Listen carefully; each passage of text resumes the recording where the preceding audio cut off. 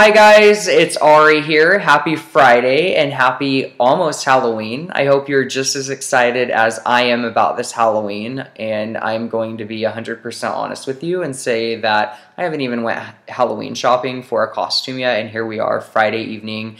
Halloween's tomorrow, so it's kind of been one of those things that kind of crept up this year, so I'm kind of psyched out. And I'm like, shoot, do I even want to dress up? But I know deep down that I do, so I'm probably going to do it. But anyway, I hope everyone has had a great week.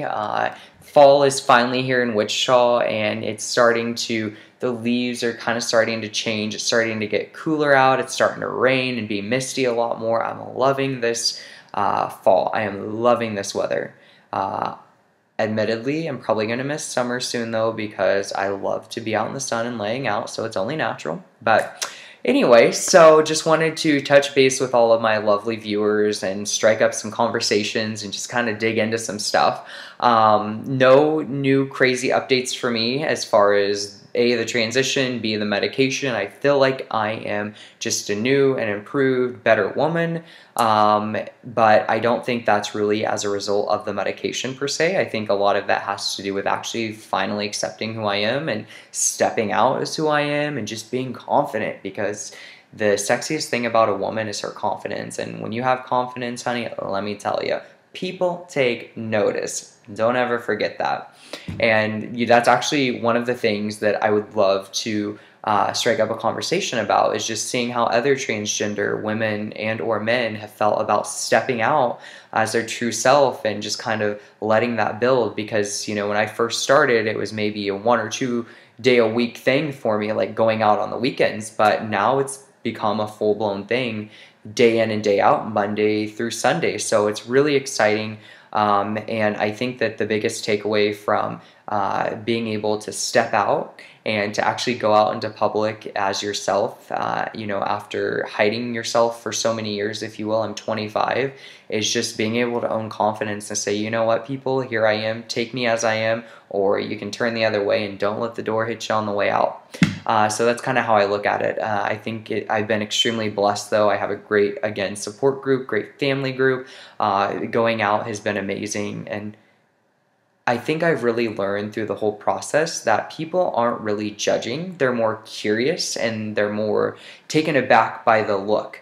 And so I think people are fascinated. So to all you transgender men and women out there who fight a stigma about going out because you think you're being judged, try spinning it and putting a positive spin on it, and thinking to yourself, you know what, if I can stop a crowd in public, then I'm actually doing something right. I have to be doing something right.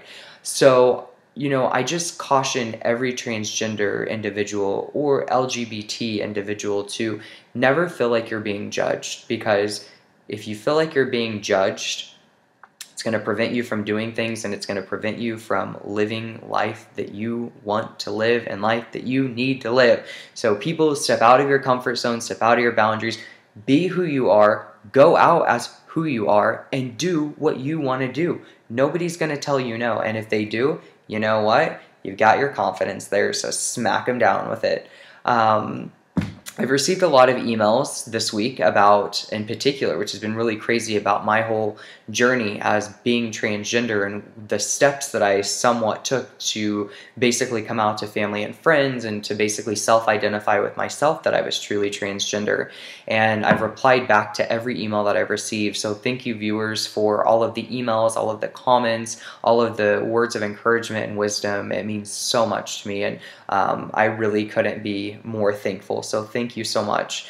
But as far as coming out and, you know, fully accepting that you're transgender, I had, and I'm actually speaking to somebody very specifically, and you're actually married, and I feel like you are not really in a rut, but you feel stuck. And I think my best advice, and I've kind of racked my brain about this whole thing on how to come out in the show and preach about being yourself, because it happens for everyone at a different point in their lives.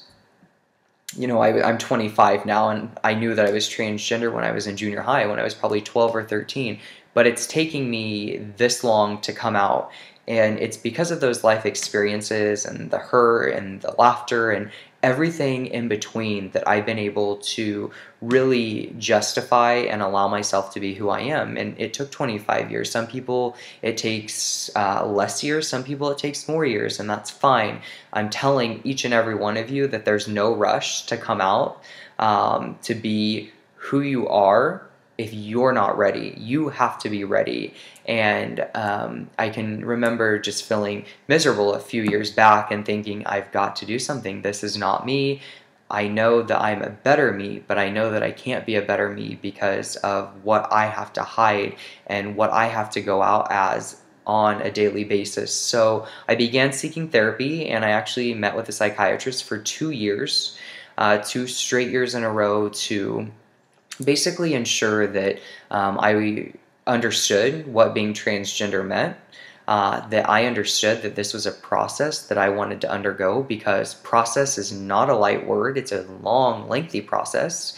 And I also wanted to ensure that when the time did come for me to finally come out to family and friends and to the world, essentially, that I would be ready, that I would be equipped with the positive thinking necessary to move forward with the transition. And so I can't stress enough, it's so important that you talk to somebody first and foremost. And as a matter of fact, some doctors in some states actually require that before a transition for a transgender male or female happen, that they have proven, documented hours of talking to a psychiatrist to ensure that they're mentally prepared. Because folks, this isn't for the weak of mind, this isn't for the faint of heart, this is a life-changing process. And there's days where you will get up and you will look yourself dead in the mirror and you will say, I don't recognize that person. And there's other days where, as you progress through your transition, that you're going to wake up and look yourself dead in the mirror and say, there's that person that's been hiding my whole entire life. And that is so empowering. So first and foremost, talk to somebody. Second, I'm just kind of going through my steps and my experiences. My second step was to tell my family and friends that this was a process that I'm undergoing. And, it was really hard for me in the beginning, because one of the things that I didn't want to do was get to a point of taking hormones and estrogen and drag people along who didn't know, while having some people know. Because one way or another, something's bound to happen and it's bound to slip out. So it was my duty to make sure that everyone was together, everyone was cohesive, and that really before the process started, everybody was in the loop, whether or not they agreed or disagreed. And, thankfully, again, I have an amazing family and friends support group, and I had so much love and so much support that it wasn't an issue for me. But for everybody, that's really not the case. And so having a good support group and having people that you can confide in through the process is extremely important, because once you get on medication, you start noticing small changes in yourself. You start noticing mood swings. You start noticing little subtle thinking subtle differences in how you think and how you perceive things. So it's really important to understand what hormones and estrogen are going to do for you when you reach that point. But that was step number 3 for me. Finding a doctor that specialized in transgender transformation, because the last thing I wanted was a doctor that was just prescribing me pills for the heck of it, just to say, you know what, we're going to try this, we're going to try that. No, absolutely not. I have a wonderful doctor, and even if you just go in for an appointment and you say, hey, I would really like to just sit down and better understand how hormones are going to block me, how estrogens, are going to affect me, etc. Learn the process, do your research.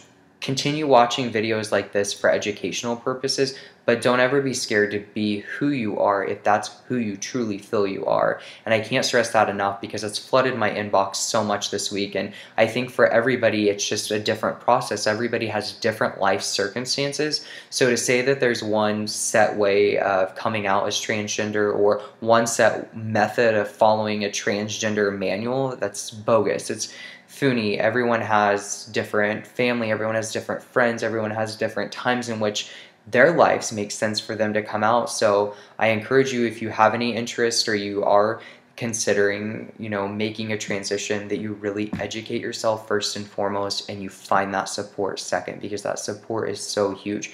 I think about the people that can't be who they are, and it really saddens me that society puts such a peripheral vision of what we should be. And, you know, I'm here to say screw the norm, screw the average. You know what? Screw the system, because we are here to live a life. We were all put on this earth to live a life in a way that we can be happy. And I don't think that anybody's happiness can actually have a price on it. So, you know, I hope that to all of the viewers that have emailed me and reached out and expressed concern for themselves, know that I think about you and that I want the best for you, and I'm here to answer questions for you.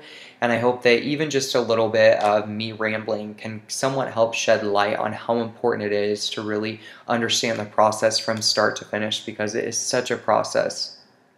I don't think that anybody can ever fathom, and you know, everyone handles it differently, and everyone is expected to go through different trials and tribulations. But when we band together and we create a movement like this, we're unstoppable. And I hope each and every one of you knows that we are on this team together and we are going to conquer. So you know what, buckle that seatbelt up, let's get in that car and let's ride, because it's going to be a bumpy ride.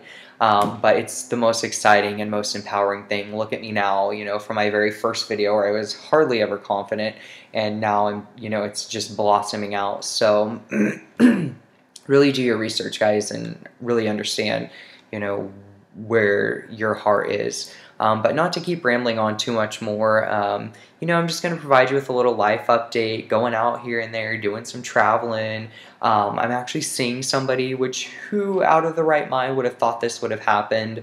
It's really exciting, so that's keeping me extremely busy, trying to learn new recipes, digging down on some sushi. Life is short, and I hope each and every one of you remember that, and I hope each and every one of you are living abundantly. And you know what? That for me today is all I have. So have a happy Friday. Cheers to you. And, you know, I mean, I kind of have my drink already. And have an amazing, happy, fun, and safe Halloween. Love you guys. Bye.